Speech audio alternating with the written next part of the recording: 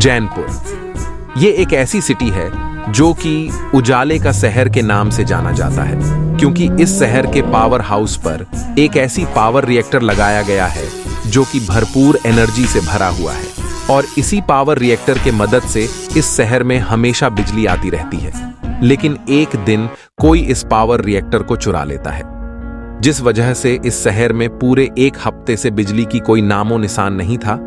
उस power reactor को ढूंढने का चार्ज इंस्पेक्टर सुरेश को दिया गया था। वो बहुत कोशिश करते हैं उस पावर रिएक्टर को ढूंढने में, लेकिन वो हमेशा नाकाम रह जाते हैं। वो इस बात से बेहद तंग आ चुके थे। तभी उन्हें याद आता है कि उन्हें रमन और समन की मदद लेना चाहिए। वो रमन और समन को बेहद अच्छे से जानते थे कि कैसे वो दोनों अपनी बुद्धि लगाकर ऐसे ही कई किस्से अपने दम पर सॉल्व किए थे। वो ज्यादा देरी न करते हुए तुरंत रमन और समन को कॉल कर देते हैं। अरे सुरेश जी, कैसे याद करना हुआ और क्या सब कुछ ठीक है? क्या बताए रमन, जैसे ही इस जैनपुर में बिजली चली गई है, न ठीक से सो पा रहा हूं, न ठीक से जी पा रहा हूं। मुझे तुम दोनों की मदद की जरूरत है। मैं बेहद तंग आ गया हूं इस केस से। अरे सुरेश जी, और टेंशन लेने की जरूरत नहीं है, हम अभी पहुंचते हैं। रमन और समन जल्दी से जैनपुर के लिए निकल पड़ते हैं। वो लोग इंस्पेक्टर सुरेश के बताए अनुसार उस पावर हाउस के पास पहुंच जाते हैं। इंस्पेक्टर सुरेश उन्हें सारा मामला बारीकी से समझा देते हैं। जब रमन सारा मामला ध्यान से सुनता है, वो उनको उस पावर रिएक्टर के एक तस्वीर दिखाने को बोलता है। इंस्पेक्टर सुरेश उस पावर रिएक्टर की तस्वीर रमन को दिखाते हैं। वो रिएक्टर दिखने में बड़े आकार का होता है। रमन उस तस्वीर को देख के बोलता है, इसकी आकार देख के लग रहा है इसको ऐसे ही ले जाना नामुमकिन है। इसको ले जाने के लिए चोर ने जरूर एक ट्रक का इस्तेमाल किया होगा, इसलिए हमें यहाँ के सीसीटीवी फुटेज को चेक करना चाहिए। क्या चोरी के दिन यहाँ कोई ट्रक गुजरा है क्या?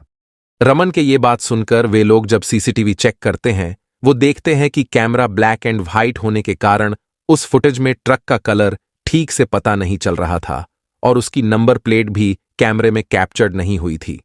लेकिन वो देखते हैं कि वही पास में एक दुकानदार दुकान पर ट्रक को जाते हुए देख रहा था। वे लोग उस दुकान वाले के पास जब पूछताछ करने के लिए जाते हैं, वो बताता है कि उसने नंबर प्लेट को तो नोटिस नहीं किया, लेकिन उसने ट्रक के कलर के बारे में बताया कि वो ग्रीन कलर का ट्रक था और वो राव ढाबा के तरफ को जा रहा था, जहां अक्सर बेहद से ट्रक ड्राइवर रुका करते हैं। उसकी ये बात सुनकर वो लोग तुरंत राव ढाबा पर पहुंच जाते हैं। वो आते ही देखते हैं वहां पर ग्रीन कलर की कोई ट्रक नहीं थी, लेकिन उन्हें फुटेज में देखी हुई बिल्कुल उसी मॉडल के 4 ट्रक नजर आते हैं। वो कंफ्यूज हो जाते हैं कि कौन सी ट्रक उस चोर की थी, लेकिन रमन समझ जाता है कि कौन सी ट्रक चोर की है। क्या आप बता सकते हैं कि रमन को कैसे पता चला कि चोर की ट्रक कौन सी है? अपना जवाब कमेंट कीजिए।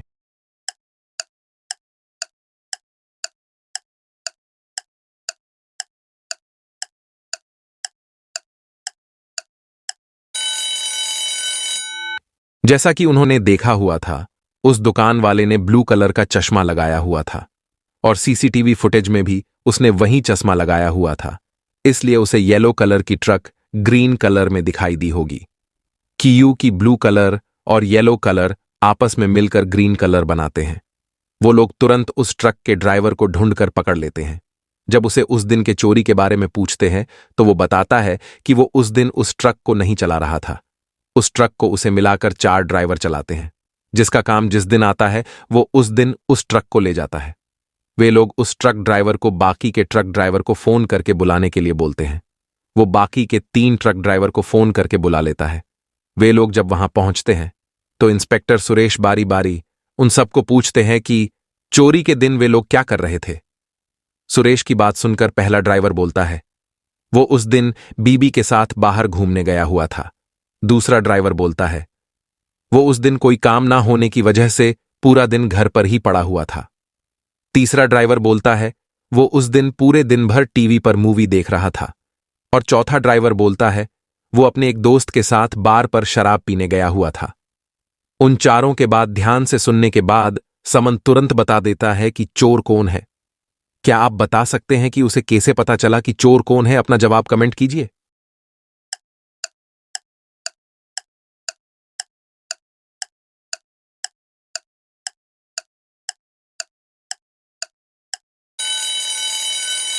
जैसा कि हमको पता है, उस पावर रिएक्टर को चुराने के बाद शहर में 1 हफ्ते से बिजली की कोई नामो निशान नहीं है।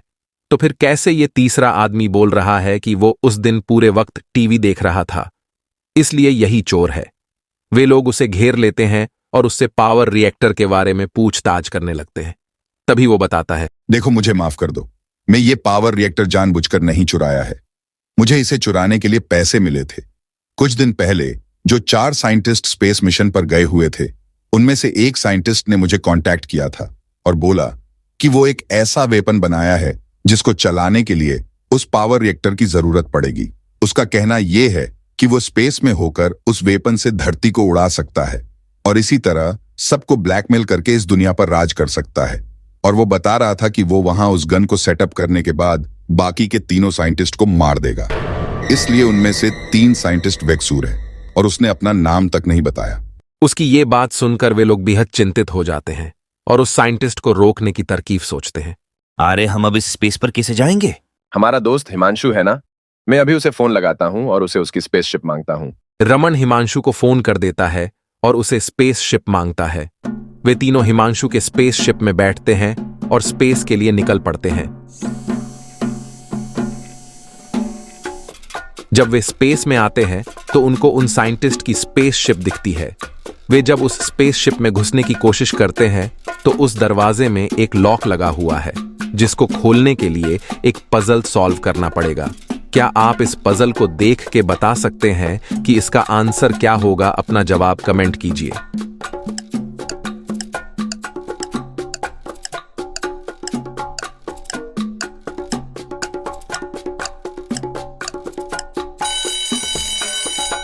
इसका जवाब है 96।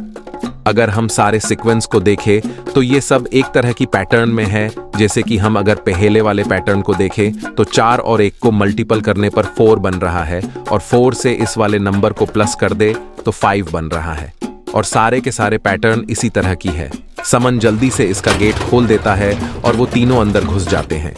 वे लोग जब कंट्रोल रूम पर पहुंचते हैं, वे देखते हैं कि वहां कोई नहीं होता। वे लोग इमरजेंसी अलार्म बजा देते हैं, जिस वजह से वहां पर चारों साइंटिस्ट पहुंच जाते हैं। उनमें से असली मुजरिम को पहचानना बेहद मुश्किल था। जब समन बारी बारी सबको पूछता है कि वे लोग कहां गए हुए थे तो सब जवाब देते हैं। पहला साइंटिस्ट बोलता है कि वो ऑक्सीजन सिलेंडर रीफिल करने गया हुआ था। दूसरा साइंटिस्ट बोलता है स्पेस शिप में कुछ गड़बड़ी हो गई थी, इसलिए वो उसे ठीक करने गया हुआ था। तीसरा साइंटिस्ट बोलता है कॉफी गिरने के कारण फर्श गंदी हो गई थी, इसलिए वो साफ करने गया हुआ था। और चौथा साइंटिस्ट बोलता है कि वो थोड़ी टहलने के लिए गया हुआ था। उनकी सारी बात सुनकर समन तुरंत समझ जाता है कि कौन झूठ बोल रहा है। क्या आप कमेंट में बता सकते हैं कि कौन झूठ बोल रहा है?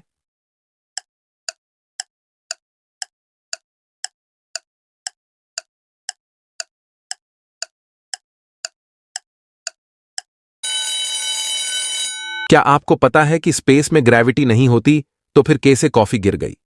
इसलिए ये साइंटिस्ट झूठ बोल रहा है। वो इस वक्त वेपन को सेट करने गया हुआ था।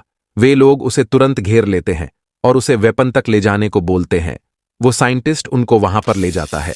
वे देखते हैं कि उसने एक बड़ा वेपन बनाया था जिसे यूज करने के लिए उस पावर रिएक्टर को लगाया हुआ था। रमन सोचता है कि अगर ये वेपन गलत हाथों में पड़ गया तो बेहद बुरा हो सकता था, इसलिए वो उसे डिस्ट्रॉय करने की सोचता है। उसे डिस्ट्रॉय करने का बस 2 तरीके थे। उसे पूरी तरह से तोड़ दिया जाए या उसे जलाकर राख कर दिया जाए। उसे वापस धरती पर ले जाना मुश्किल था, इसलिए जो करना है वहीं पर करना था। क्या आप बता सकते हैं कि उस वेपन को तोड़ दिया जाए या जला दिया जाए? अपना जवाब कमेंट कीजिए।